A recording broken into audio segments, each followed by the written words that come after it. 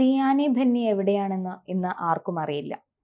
ഇറാഖിലാണോ സിറിയയിലാണോ എന്നുള്ള സംശയങ്ങൾ വരെ സോഷ്യൽ മീഡിയയിൽ വരുന്നുണ്ട്. ഇതെല്ലാം വാർത്തകൾ കേൾക്കുന്ന സമയത്ത് PC ജോർജ് പറഞ്ഞത് ശരിയാവുന്ന രീതിയിലേക്കല്ലേ മാറുന്നത്? തീർച്ചയായിട്ടും. ഇപ്പോൾ PC ജോർജ് ലവ് ജിഹാദ് എന്ന് പറയുന്ന ഒരു വാക്ക് പരാമർശിച്ചു എന്ന് കരുതിയാണ് ഇവിടെ ആളുകൾ വാളെടുത്തുകൊണ്ട് PCക്കെതിരെ തിരിയുന്നത്. PC പറയുന്ന ലവ് ജിഹാദ് ഇല്ല, അത് വെറുതെ പരാമർശിക്കുന്നതാണ്, ഒരു സമൂഹത്തെ കരിവാരി തേക്കാനായി PC പറയുന്ന കുറേ കാര്യങ്ങളാണെന്നൊക്കെ പറഞ്ഞുകൊണ്ട്.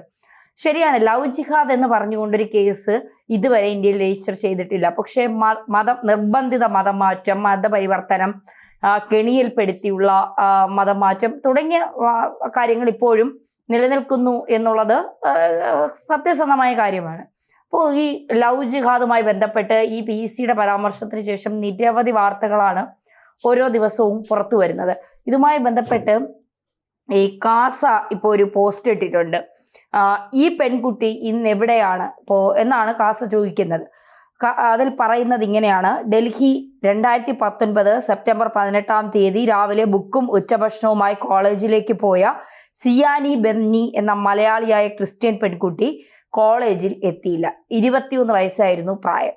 വൈകുന്നേരമായിട്ടും വീട്ടിൽ തിരിച്ചെത്താതായതോടെ ഡൽഹിയിൽ സെറ്റിൽ ചെയ്തിട്ടുള്ള മാതാപിതാക്കൾ ഡൽഹി പോലീസിൽ പരാതിപ്പെടുന്നു. രാത്രിയോടെ ഡൽഹി പോലീസ് സിയാനി ബെന്നി അന്ന് 4 മണിയോടെ ദുബായിലെത്തിയെന്ന് കണ്ടെത്തുന്നു. അതായത് ഡൽഹിയിൽ കോളേജിലേക്ക് പോയ പെൺകുട്ടി 4 മണിക്ക് ദുബായിലെത്തുന്നു. ഒരുപക്ഷെ ഈ കേസ് കേരളത്തിലായിരുന്നുവെങ്കിൽ ജസ്നയുടെ ഗതി തന്നെ ആകുമായിരുന്നു. ഫേസ്ബുക്ക് വഴി പരിചയപ്പെട്ട മുസ്ലിം യുവാവ് അവളെ ഡൽഹിയിൽ നിന്ന് വിമാനം കയറ്റി ഫ്രീ വിസയിൽ ദുബായിൽ എത്തിച്ചിരിക്കുന്നു. ഇത്രയും ചിലവഴിച്ച യുവാവിന്റെ തൊഴിൽ ദുബായിലെ തട്ടുകട. ആ തട്ടുകടയിലെ സപ്ലയർ വിദ്യാഭ്യാസം 10ാം ക്ലാസ്. ഇയാൾ ആ ദുബായിൽ ഒരു കഫ്റ്റീരിയ, അവിടെ സപ്ലയർ ആണ്. വിദ്യാഭ്യാസ യോഗ്യത 10ാം ക്ലാസ് ആണ്. ഇവൾക്ക് ഡൽഹിയിൽ നിന്ന് വിമാനം കയറാനുള്ള ടിക്കറ്റ് എടുത്തിരിക്കുന്നത് കോഴിക്കോട് മാവൂർ റോഡിലെ ട്രാവൽ ഏജൻസി വഴി. ഡൽഹി പോലീസ് അന്വേഷണം ശക്തമാക്കി സിയാനി ബെന്നിയെ ഇന്ത്യയിലെത്തിക്കാൻ ശ്രമം തുടങ്ങി. ഉടൻ തന്നെ പിറ്റേ ദിവസം അവൾ മീഡിയ 1 ചാനലിന് മാത്രമായി അഭിമുഖം നൽകുന്നു. കറുത്ത ചാക്കുകെട്ടുകളിൽ പൊതിഞ്ഞ രൂപം, കണ്ണുകൾ മാത്രം പുറത്തു കാണാം. ആ ചാക്കുകെട്ടിനുള്ളിൽ സിയാനി തന്നെ ആയിരുന്നു എന്നും സംശയം. അവൾ ചാനലിനോട് പറയുന്നു: എന്നെ ആരും തട്ടിക്കൊണ്ടു വന്നതല്ല, ഞാൻ ഇസ്ലാമിൽ ചേരാൻ വന്നതാണ്. ഞാൻ മതം മാറിയിരിക്കുന്നു, ഞാനിപ്പോൾ ആയിഷയായിരിക്കുന്നു. ദുബായ് കോടതി വഴി അവൾ ഇന്ത്യൻ അതോറിറ്റികൾക്ക് ഈ വിവരം ഇമെയിൽ ചെയ്യുകയും ചെയ്തു. അതോടെ ഈ കേസ് ക്ലോസ് ചെയ്യപ്പെട്ടു. പിന്നീട് ഇവൾക്ക് എന്തു സംഭവിച്ചു എന്ന് ഇന്ന് വരെ ആർക്കും അറിയില്ല. ജീവനോടെ ഉണ്ടോ, അത് ഏതെങ്കിലും കിഴവൻ അറബിയുടെ വെപ്പാട്ടിയോ, അല്ലെങ്കിൽ സിറിയയിലോ ഇറാഖിലോ ബംഗ്ലാദേശിലോ അതോ അഫ്ഗാനിസ്ഥാനിലോ ഉണ്ടോ, ഇതും നമുക്കറിയില്ല. സിയാനി ബെന്നി എവിടെയാണ്? ലവ് ജിഹാദ് ഒരു തീവ്രവാദമാണ്, അതിനെതിരെ പോരാടുക. ഇങ്ങനെയാണ് കാസ ഫേസ്ബുക്കിൽ കുറിച്ചിരിക്കുന്നത്.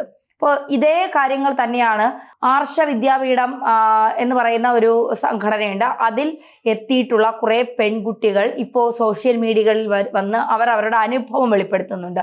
അതായത് അവർ ഹിന്ദുമതം ഉപേക്ഷിച്ചുകൊണ്ട് ഇസ്ലാമിലേക്ക് പോയതും പിന്നീട് എന്തിനാണ് തങ്ങളെ ഇസ്ലാമിലേക്ക് കൊണ്ടുപോയത് എന്ന് മനസ്സിലാക്കിയതിന് ശേഷം അവർ തിരിച്ച് ഹിന്ദുമതത്തിലേക്ക് വന്നതിനെ കുറിച്ച് നിരവധി പേർ ബുക്കുകൾ എഴുതിയിട്ടുണ്ട്. അവർ അവരുടെ അനുഭവങ്ങൾ പറയുന്നുണ്ട്.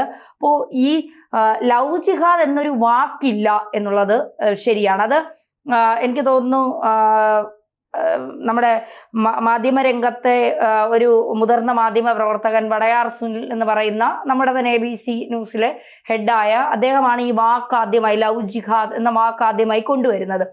പിന്നീട് ഈ വാക്ക് ഇപ്പോൾ എല്ലായിടത്തും പ്രശസ്തമാണ്. ലവ് ജിഹാദ് എന്ന് പ്രണയിച്ചുകൊണ്ട് ആളുകളെ പ്രണയക്കെണിയിലാക്കി മതം മാറ്റുക എന്നുള്ളതാണ്. പ്രണയം ലവ് ജിഹാദാണ് എന്നല്ല പറയുന്നത്. പ്രണയക്കെണി, അതായത് ഇപ്പോൾ വീര ഒരു കാസ്റ്റിലാണ്, ഞാനൊരു വ്യത്യസ്ത കാസ്റ്റിലാണ്. നമ്മൾ പ്രണയിച്ച സമയത്ത് എനിക്ക് വീണയോട് ഞാൻ നിന്നെ വിവാഹം കഴിക്കണമെങ്കിൽ നീ എൻ്റെ മതത്തിലേക്ക് വരണം എന്ന് പറയുന്നതാണ് ലവ് ജിഹാദ് എന്ന് പറയുന്നത്. പ്രണയം ഒരിക്കലും ലവ് ജിഹാദ് അല്ല. അപ്പോൾ ഈ ഒരു വാക്കിൽ ഇതുവരെ കേസില്ല എന്നുള്ളത് യാഥാർത്ഥ്യമാണ്. പക്ഷേ ഈ ഒരു വാക്കുമായി ബന്ധപ്പെട്ട് നടക്കുന്ന മതം മാറ്റലുകൾ, മതത്തിന്റെ പേരിൽ പെൺകുട്ടികളെ ഇങ്ങനെ മതം മാറ്റിക്കൊണ്ട് സിറിയയിലേക്ക്, അഫ്ഗാനിലേക്ക്, ഇറാനിലേക്കും ആട് മേയ്ക്കാനെന്ന് പറഞ്ഞ് കൊണ്ടുപോകും. ഇപ്പോൾ ഇവിടെ നിമിഷ എന്ന് പറയുന്ന ഒരു പെൺകുട്ടി തിരുവനന്തപുരം ജില്ലയിലെ ആറ്റുകാൽ എന്ന് പറയുന്ന ഒരു സ്ഥലത്ത് പിന്നെ ഹിന്ദു കുടുംബത്തിൽ ജനിച്ച ഒരു പെൺകുട്ടിയാണ്. ഇന്ന് അവൾ സിറിയയിലാണോ അഫ്ഗാനിലാണോ എന്നറിയില്ല, അവളെ കൊണ്ടുപോയ ആള് മാറി, പിന്നീട് വേറൊരാൾ അവളെ വിവാഹം കഴിച്ചു, അയാൾ മരിച്ചു എന്ന് പറയുന്നു. തീവ്രവാദ ഗ്രൂപ്പിൽപ്പെട്ട ഒരാളാണ്, അയാൾ മരിച്ചു എന്ന് പറയുന്നു. മറ്റൊരാൾ വിവാഹം കഴിച്ചു എന്ന് പറയുന്നു. അതിനുശേഷം ഇന്ത്യയിലേക്ക് വരണമെന്ന് അവൾ ഇന്ത്യൻ സർക്കാരിനോട് ആവശ്യപ്പെട്ടപ്പോൾ ഒരു തരത്തിലും നിങ്ങളെ ഇന്ത്യയിലേക്ക് കൊണ്ടുവരില്ല ഞങ്ങൾ എന്ന് ഇന്ത്യൻ സർക്കാർ കർശനമായ നിലപാട് സ്വീകരിച്ചത് ഇവരെയൊക്കെ വിശ്വസിച്ച്. കാരണം ഇന്ത്യ പോരാ എന്ന് പറഞ്ഞുകൊണ്ടാണ് തീവ്രവാദത്തിനൊപ്പം ചേരാനായി മതം മാറി ഇവർ പോയത്. അപ്പൊ എന്ത് ധൈര്യത്തിലാണ് ഇവരെ കൊണ്ടുവരിക? ഇതുമായി ബന്ധപ്പെട്ട് മീരയ്ക്ക് എന്താ തോന്നുന്നത്? എനിക്ക് തോന്നിയിട്ടുള്ളത് ഈ നിർബന്ധിത മതം മാറ്റം, ഈ പ്രണയം നടിച്ച് ഇവർക്ക് ഇതിനെ കൊണ്ട് എന്തൊക്കെയോ ലാഭങ്ങളില്ലേ സത്യത്തില്, അതുകൊണ്ടായിരിക്കാം അവരതിന് തയ്യാറായിട്ട് മുന്നോട്ട് വരുന്നത്. ഇപ്പൊ കേരള സ്റ്റോറി നമ്മൾ ഇത് ചർച്ച ചെയ്യുന്നതിന് മുമ്പ് ഡിസ്കസ് ചെയ്ത ഒരു സിനിമയാണത്. അത് സത്യത്തിൽ കാണുന്ന സമയത്ത് നമുക്ക് തന്നെ ഒരു വിഷമം തോന്നും. ജനിച്ചു വളർന്ന സാഹചര്യത്തിൽ നിന്ന് മാറാൻ വേണ്ടി കൂടെ നിന്ന് ചതിക്കുന്ന ഒരു സ്ഥിതിവിശേഷമാണുള്ളത്. അപ്പം ആ ഒരു വേർഡിന്, അതായത് ലവ് ജിഹാദ് എന്നുള്ളത് പ്രണയം നടിച്ച് എടുക്കാനുള്ളതെല്ലാം ഒരു സ്ത്രീയിൽ നിന്ന് ഊറ്റിയെടുത്ത് അവരെ വീണ്ടും ഒരു കെണിയിലേക്ക് തള്ളി വിടുന്ന ഒരു സിസ്റ്റമാണ് ശരിക്കുള്ളത്. അത് തിരിച്ചറിയാതെ ഇന്നും കുട്ടികൾ അതിലേക്ക് വരുന്നുണ്ട്. ഇപ്പൊ സിയാനി ബെന്നിയെ കാണാതെ ഇത് 2019 ഡൽഹിയിൽ നിന്നാണെന്നൊക്കെ പറയുന്നത് ഒന്ന് ആലോചിച്ച് നോക്ക്, എത്ര വർഷമായി ഇങ്ങോട്ട്. അതൊക്കെ എത്രയും വർഷമായിട്ട് ആ ഒരു കുട്ടിയെ കുറിച്ച് ഒരു വിവരവും ഇല്ല. അത് മാത്രമല്ല, ഈ 2019 വരെ വളർത്തി വലുതാക്കിയ അച്ഛനമ്മമാർ ഒരു ദിവസം രാവിലെ കോളേജിലേക്ക് പോകുന്നു, ആ പെൺകുട്ടിയെ കാണാനില്ല, പരാതി കൊടുക്കുന്നു. കൊടുക്കുമ്പോൾ അറിയുന്നത് എന്താണ്?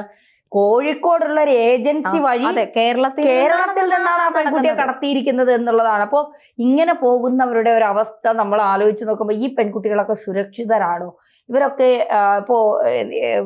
ഇപ്പോ ഇസ്ലാം മതമാണെങ്കിലും പിന്നെ എന്താ, ആ മതമാണ് ലോകത്തെ ഏറ്റവും നല്ലത്, ആ മതം പറയുന്ന കാര്യങ്ങൾ ഇങ്ങനെയാണെന്നൊക്കെ പറഞ്ഞുകൊണ്ട് അതിനെ മതം മാറ്റി അതിൽ ആകൃഷ്ടരായി പോകുന്നവരാണ് ഇവരൊക്കെ. തന്നെ അവരുടെ ഒരു വാക്കുണ്ട്, അതായത് ഫ്രീഡം ഉണ്ട്, നമുക്ക് ഏത് റിലീജിയനും, സത്യമാണ്, നമുക്ക് ഏത് മതത്തിനെയും എന്തിനേയും വിശ്വസിക്കാനുള്ള സ്വാതന്ത്ര്യമുണ്ട്. പക്ഷെ അതിൻ്റെ ഉള്ളിൽ പിന്നിലുള്ള കെണികളും അതിൻ്റെ ഉള്ളിലുള്ള ദുരൂഹതയൊക്കെ അവർ തിരിച്ചറിയാനുള്ള പക്വമായ ഒരു പെരുമാറ്റം ഇല്ല എന്നുള്ളതാണ് എനിക്ക് തോന്നിയിട്ടുള്ളത്. അല്ല, നമ്മളിപ്പോ ആരുടെയും വാക്ക് കേട്ട് മാറേണ്ട ഒരു സാധനമല്ല മതം, എനിക്ക് തോന്നുന്നു.